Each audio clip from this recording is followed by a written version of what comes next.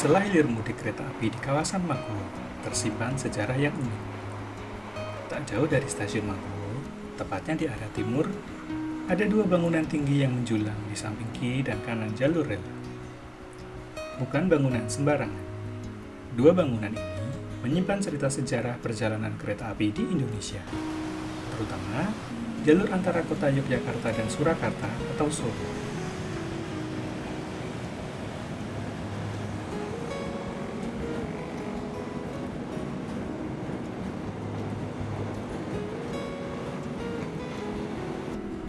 Mungkin belum banyak yang menyadari bahwa jalur kereta api sudah lebih dari satu abad menghubungkan dua kota besar di selatan Jawa ini.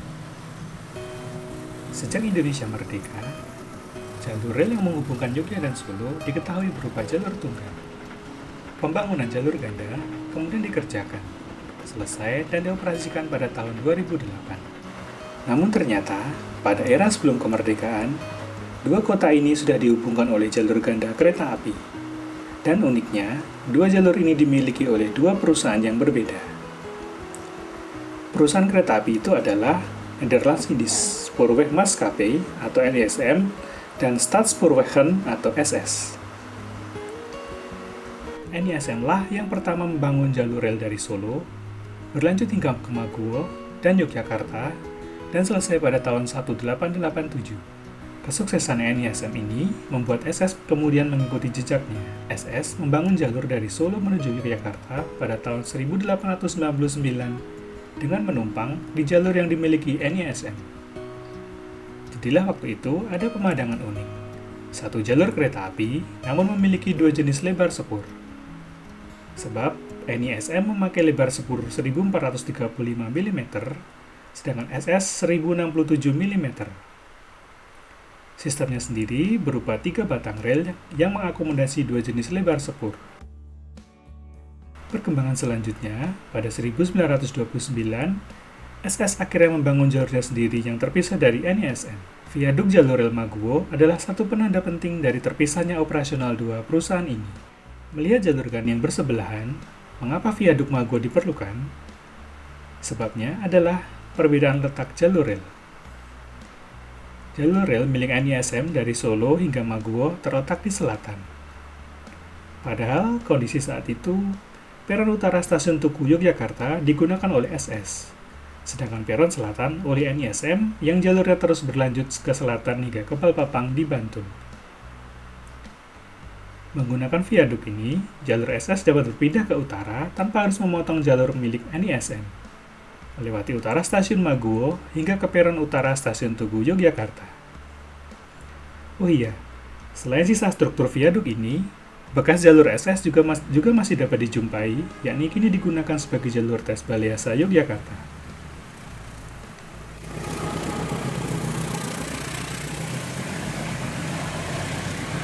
Struktur viaduk ini bukanlah bangunan biasa waktu itu. Pembangunannya dimulai pada tahun 1926, selesai pada 28 Oktober 1928, dan mulai dioperasikan pada 1 Mei 1929. Dari sisi dimensi, panjang jembatan adalah 40 meter, tingginya 9 meter, lebar 6 meter, tebal di setiap tiangnya adalah 2,5 meter, dan berat bentang jembatan bajanya adalah 108 ton. Pembangunan proyek ini melibatkan sekitar 1.000 tenaga kerja. Sangat disayangkan pecahnya Perang Dunia Kedua, di mana tentara Jepang tiba di Nusantara pada tahun 1942 dengan kebijakan dukungan perang, berdampak serius pada keberadaan jalur ganda sekaligus viaduk ini. Sebagian jalur rel dicabut, yakni jalur milik SS. Sementara jalur milik NISM mengalami penyesuaian lebar sepur menjadi 1067 mm, mengikuti standar Jepang. Kemungkinan besar, pada tahun 1942, jembatan viaduk ini dibongkar, mengikuti pembongkaran jalur rel menuju ke Brosot dan Sewu Galur. Seperti apa kondisinya gini? Bersama Mas Aga Yurista dari komunitas Rumah Tua, mari kita simak kisahnya. Siang itu kami menuju ke area timur stasiun Maguwo, tepatnya di bagian utara jalur rel. Sampai 1929. Setelah itu dibangun mereka jalur punya sendiri ya? 1929 itu sudah punya jalur sendiri. Tapi kena Malaysia. Kita sekarang ada di dekat struktur ini. Ya, mungkin banyak yang bertanya-tanya ya, ini struktur apa sih? Lokasinya dekat dari rel karena kita ada di utara rel, itu sudah rel, sudah rel jalur juga Solo. Dan struktur ini tidak hanya ada di sisi utara rel, kita sekarang ada di sisi utara rel. Nah, di selatan itu ada posisinya ini dari struktur ini terus memotong jalur Jogja Solo dan Kali Kuning, nanti ada lagi struktur di sana. Jadi ada struktur sepasang yang sama. Nah, banyak yang bertanya-tanya ini apa sebenarnya. Jadi ini adalah sebuah flyover. Kita bisa bilang ini flyover, atau karena bawahnya juga ada jalur, atasnya ada, dulu kadang disebut dengan viaduk. Nah, kenapa ada seperti ini dan siapa yang memakai struktur ini? Nah, jadi ini kita sepertinya enaknya kembali ke tahun 1899. Itu tahun di mana Staatspoorwegen atau perusahaan kereta api negara ingin menyambungkan jalur dari Jogja ke Solo. Dengan cara apa? Mereka memberikan rel tambahan di jalur yang sudah dimiliki oleh maskapai swasta yang ada di Jogja, yaitu NIS, Nederland Spoorweg Maatschappij. Nah, jadi dulu jalur Jogja Solo pada 1899 itu adalah jalur single track tetapi double gauge. NIS memakai gauge itu adalah lebar rel. NIS memakai lebar rel 1435 mm yaitu rel standar internasional, sedangkan SS memakai gauge 1067 mm. Gauge yang kita pakai sampai sekarang. Jadi batang relnya itu ada di antara rel ini 1435. Nah, satu disisipkan di sini. Nggak tengah-tengah banget sih sebenarnya. 35 mm dikasih satu lagi batang rel di sisi dalam supaya dua kereta dengan gauge berbeda itu bisa melewati satu rel tersebut. Dan ini hanya bertahan sampai kira-kira pada 1926, di mana Staatspoorwegen memutuskan untuk mempunyai jalur sendiri. Masalahnya adalah jalur Staatspoorwegen yang ada di stasiun Jogja itu ada di utara stasiun, sedangkan jalur Staatspoorwegen yang di stasiun Solo, yaitu stasiun mulai dari Jebres, kalau dari timur ke sini ya, dari Jebres, dari Tugu sampai ke Purwosari itu ada di sisi selatan stasiun. Nah, masalahnya bagaimana cara menyambungkan antara jalur SS yang di sisi selatan stasiun dari Solo dan sisi utara stasiun di Jogja, Tugu Lempuyangan. Itulah kenapa SS membutuhkan suatu persimpangan untuk menyambungkan antara rel dari selatan ke utara. Tapi persimpangan tersebut itu harus bisa dilewati tanpa hambatan, tidak harus nunggu kereta lain untuk bisa silang, jadi langsung. Dan ini solusinya ini adalah ini struktur ini. Jadi ada struktur sebuah jembatan di mana konsepnya adalah kereta NIS melewati jalur yang sekarang ini dan kereta milik SS melewati viaduk ini. Jadi dulu ini ada sebuah jembatan terbuat dari besi. Jadi dari yang sisi utara ke sisi selatan itu jembatan besinya itu panjangnya sekitar 40 meter dan ini tingginya sekitar 10 meter. Tinggi sekitar 10 meter. Nah, pada bulan Oktober 1928 SS memberikan target bahwa Januari 1929 semua proyek harus selesai. Karena pada bulan Oktober itu peletakan struktur besinya. Jembatan besi yang sepanjang 40 meter itu dipasang di atas ini, di atas struktur ini sampai ke yang selatan itu. Dan SS mentargetkan mulai bisa operasionalkan secara penuh pada bulan Mei 1929. Dan sejak Mei 1929 itulah SS dan NIS mempunyai jalur sendiri-sendiri dan struktur ini mulai aktif. Jadi kalau dari sini ke Jogja, dari selatan rel NIS melompati ke sisi utara, nanti ini terus melewati yang sekarang jadi parkiran Bandara Lama, nanti masuk ke areal utara stasiun Maguwo Lama, lalu nanti bersisian dengan rel yang sekarang tapi di sisi utara. Nanti rel SS masuk ke Balai Yasa yang sekarang menjadi jalur test track. Nah, itu dulu punyanya SS. Dia nanti melewati Lempuyangan, lalu masuk ke stasiun Tugu, kemudian lanjut ke barat. Karena jalur Jogja ke barat itu adalah jalur milik SS. Ya, memang perkereta apian zaman kolonial itu perusahaannya banyak. NIS, SS, DSM, SCS, SJS, dan lain sebagainya. Tidak seperti sekarang yang perusahaan kereta api itu ada satu, yaitu PT KAI. Jadi dulu ada banyak. Dan mereka punya jalur dan trayek sendiri-sendiri. Bandara, tidak. Karena landasan Fleetwood Maguwo atau Bandara Maguwo zaman dahulu itu jauh lebih pendek. Seingat saya, landasan bandara yang lama, landasan bandara lama, Adi Sucipto ini sebelum yang sekarang itu tidak sampai kali, runway-nya tidak sampai sungai ini, tidak sampai sungai Kali Kuning ini. Jadi tidak nabrak landasan, karena landasan sekarang diperpanjang sampai sekitaran pintu masuk AU ya Mas ya itu. Terus ke sana.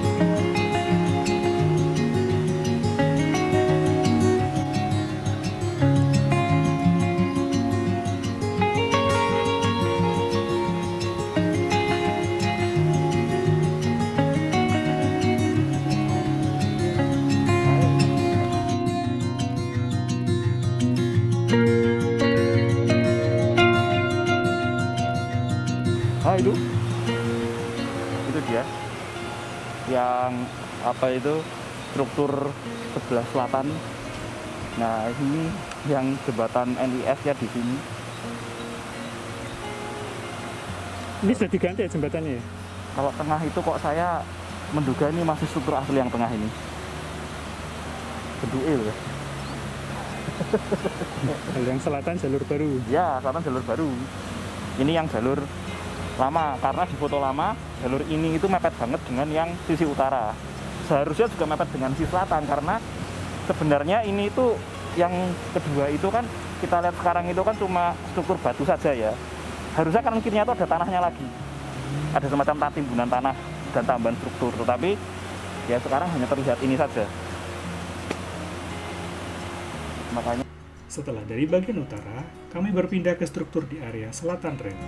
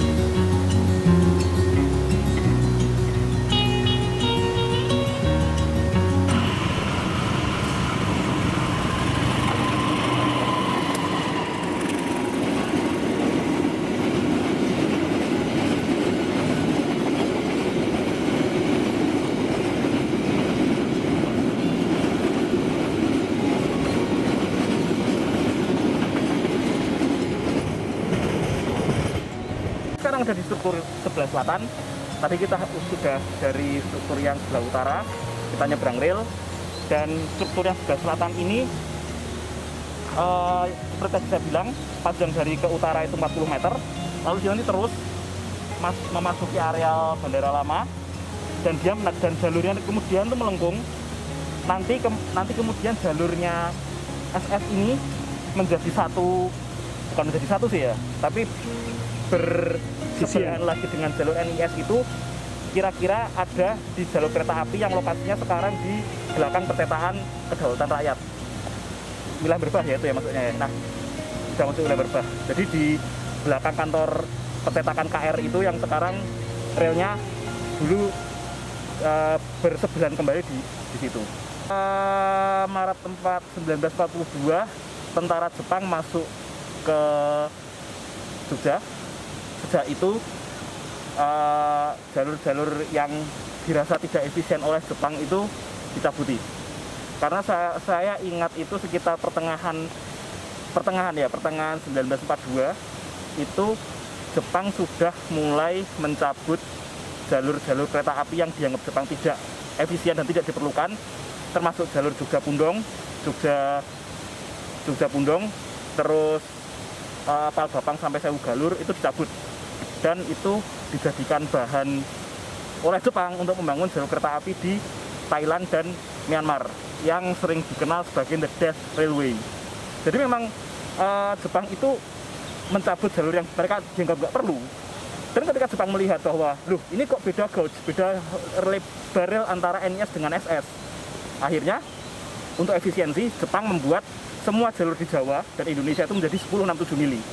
Jadi, jalur NIS yang 1435 mili itu dipersempit menjadi 1067 mili yang sekarang kita pakai sampai sekarang seperti ini.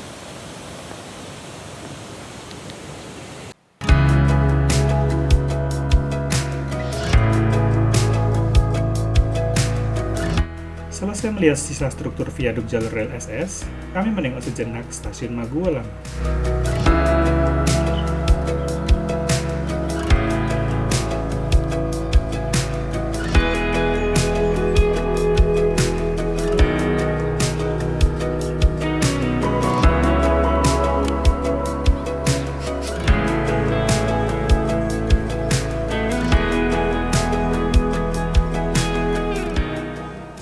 Ya, sekarang kita ada di sebelah barat dari pondasi, yaitu stasiun Maguwo Lama.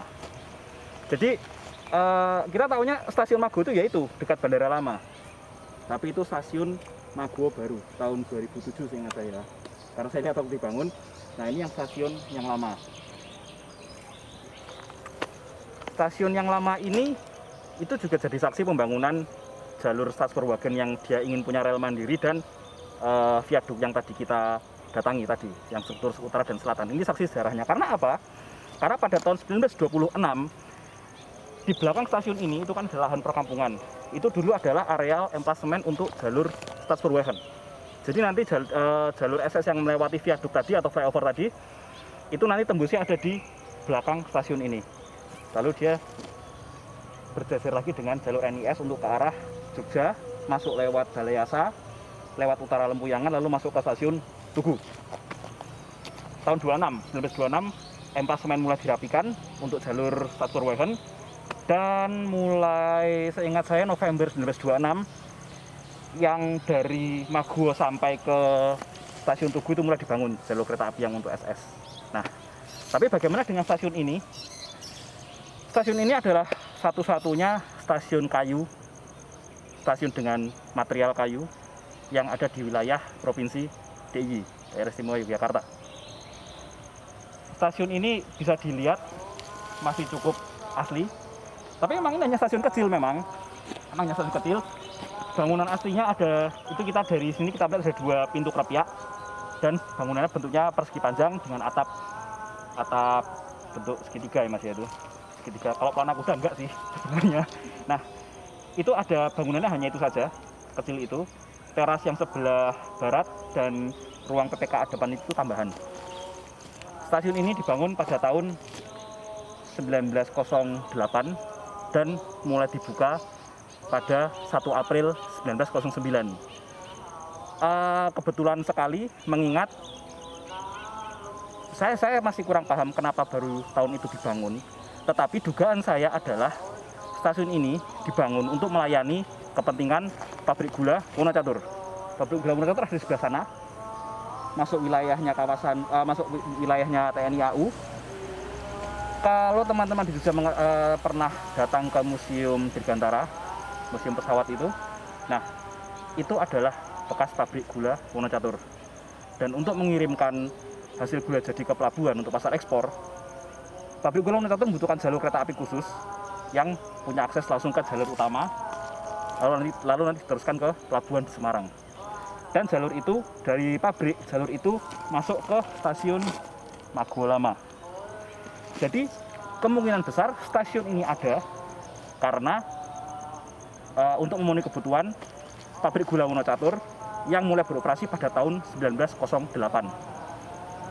Jadi ya, kita bisa lihat bangunannya sangat unik sekali, dan setahu saya ini sudah cagar budaya.